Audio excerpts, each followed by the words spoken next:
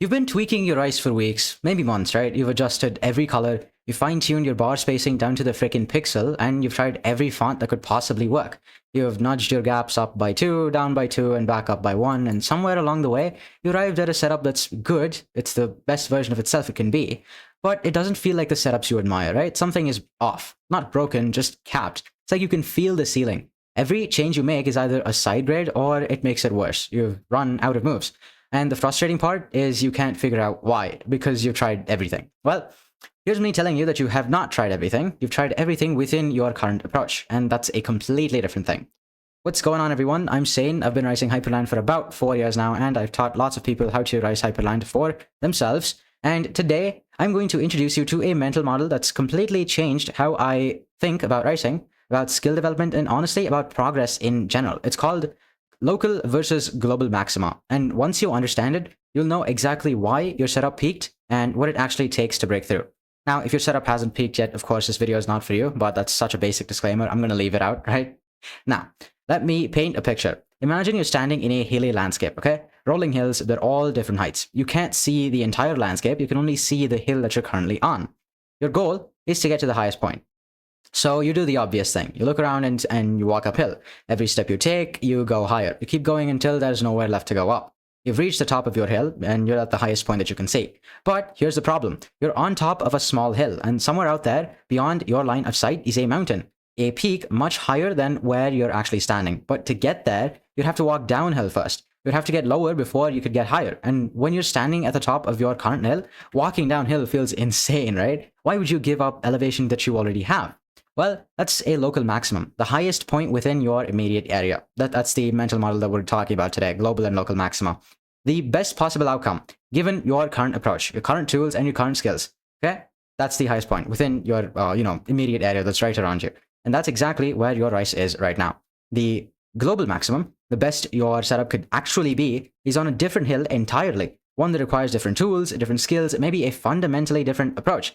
But the only path there goes through a valley, and the valley is where your setup looks worse than what you have now. Okay, so to make this concrete, here's what a local maximum looks like in practice, okay? You've been using waybar, been using it for months, you know the config inside and out, you've optimized your modules, every adjustment from here is marginal, changing a color by 1 shade, adjusting padding by 2 pixels, something like rearranging furniture in a room that's basically already been arranged. The global max might be something like AGS or Quickshell or Fabric or Ignis or a million other desktop shells that are out there, or a completely different approach to how you think about your bar. But to get there, right, you're going to have to leave waybar, the thing that you know, the thing that works, and enter a period where your bar looks worse and where you're a beginner again, where nothing works the way that you'd expect it to. That period is the valley, and it's fucking terrifying, to be honest. Or take color schemes for that example, right? You picked a palette months ago, maybe Capuchin, maybe something custom. You've tweaked it endlessly, swapped accent colors, adjusted contrast, tried different background shades, and it's good, it's cohesive, but it all lives within the same color philosophy, same tonal range, and the same approach to contrast. The global max might require a completely different color philosophy. Maybe your setup would come alive with a high contrast scheme when you've actually been doing lots of muted pastels. Maybe it needs warm accents when you've been living in cool tones for forever. But to find out, you'd have to abandon the palette you've spent weeks perfecting and start over with something unfamiliar. Valley. Or take your workflow, right? You've got your workspaces set up, you've got your keybinds memorized, you've got your window rules dialed in, everything flows. But the flow is optimized for a layout approach that might not even be the best one for you. Maybe you're on Dwindle and your workflow would actually thrive on master layout or the scrolling layout, but switching means breaking every muscle memory pattern you've built. Your hands obviously won't know where anything is at that point. It'll be slower for weeks. Yet another valley. Every one of these examples has the same structure. Where you are is good. Where you could be is better. But then the path between them goes down first. So why do people stay on their local max? Well, there are 3 reasons that I found out, okay? The first one is loss aversion. You've invested time and effort into your setup, right? It's yours, you built it, and the idea of deliberately, making it worse, even temporarily, feels like throwing that investment away. Your brain treats the current state as something to protect rather than actually something that you've got to evolve from. Second one, this one's a spicy one because it's identity. If you've been the person with the clean waybar setup in your friend group or your community, switching to AGS means being the person with the broken half-finished bar for a while. Your setup is part of how you see yourself and how others see you. Regressing publicly, even temporarily, feels like admitting you weren't as good as other people thought. And the third, this one's a subtle one, right? is that the local max feels like the global max when you're actually standing on it, okay? Mismatched perception. Let's put it that way. Yeah, the local max basically feels like a global max when you're standing on it. You can't see the mountain from your hill. You don't know what's possible with tools that you've never used. You don't know what your setup could look like with skill that you haven't built, right? So as far as you can tell, this is the top. This is as good as it gets. The ceiling feels like the sky, and that's the trap, because the local max is comfortable, it's defensible, and it's invisible. You don't know you're stuck because stuck looks like finished. So how do you actually tell the difference between I'm still climbing and I've hit my local max?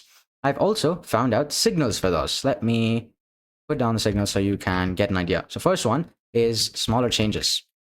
Right, your changes are getting smaller. So when you first started your Rice, every session produced visible progress. New modules, new color schemes, new layouts. Now your sessions produce tweaks. A hex value shifted by 1 digit, a font size changed by 1 point, a gap adjusted by 2 pixels, stuff like that. The magnitude of your changes has shrunk because you're running out of meaningful changes to make within your current framework. Signal 2 is going in circles, traveling in circles. We'll just call it circle traveling. Circular traveling, yes. That's more like it. Circular. Gotta use the adjective there. There you go. You change something, you live with it for a day, and then you change it back. Then you change it again, then back. You're oscillating around the same point because every direction away from it is slightly worse. That's textbook local maximum behavior. You're at a point where all neighboring points are actually lower. The third signal, you see setups you admire, but then you can't reverse engineer how to get there from exactly where you are. So, skill gap. Let's just call this a skill gap. Okay? Based on that first sentence alone, it's definitely a skill gap, right? What I just said. Not because they're necessarily more complex, but because they're built on fundamentally different foundations. They're using different tools, different philosophies, different approaches. The gap between your setup and theirs isn't a gap of effort, it's a gap of approach. That means they're on a different hill, probably a taller one. So skill / we'll just call it approach gap. Okay, then fourth one. Lastly, we'll call this stoppage of learning. Stoppage of learning. Fourth signal. You're not discovering new things about your tools, you're not surprised by anything in your config, and every session is application of existing knowledge, not acquisition of new knowledge. When learning stops, climbing stops. If you're experiencing 2 or more of these, you've peaked. Not permanently, okay? But on this particular hill, with these particular tools and skills, you've gone as high as you can go. Now, here's the thing. Recognizing that you've peaked is step 1. Actually, navigating the valley is step 2, and it's the hard part. That's one of the reasons Hyper Accelerator exists. It's a program with over 10 hours of content that teaches you exactly how you can get over that, little local maximum that you're on and actually get to your global maximum. So as you can see over here, you have modules that cover literally every single concept you could possibly ask for. Everything from how to actually get started to making your Hyprland setup into a desktop environment to making custom theme switchers like the one that you've just seen right here, right? All of this stuff. Now, if I were to show you what different stuff is inside this module, you'd find that there are different kinds of theme switchers. I explain those, then what they actually are, how to set up wallpaper-based and custom theme switching, so on and so forth. Then this is the actual code part where I display and basically walk you through this code, write it along with me, right? That's what you do, so that you can actually understand what's going on and so that you're not lost, in, like you would be if you were just copying and pasting dot files. So you want to avoid all of that hassle, avoid the copying and pasting of dot files, and you actually want to learn how to do this and get over the local maximums that you might be stuck on. You can go ahead, click the first link in the description right now and change into Hyper Accelerator. Get the program, change your setup, and yeah. Okay, so you've accepted that you're at a local max. Now what, right? Here's the actual actionable framework for deliberately stepping down from your current peak to find a higher one. Step 1 is to identify the constraint. So we're going to be identifying constraint. Identify constraint. There you go. Well, we'll just put this back. Okay.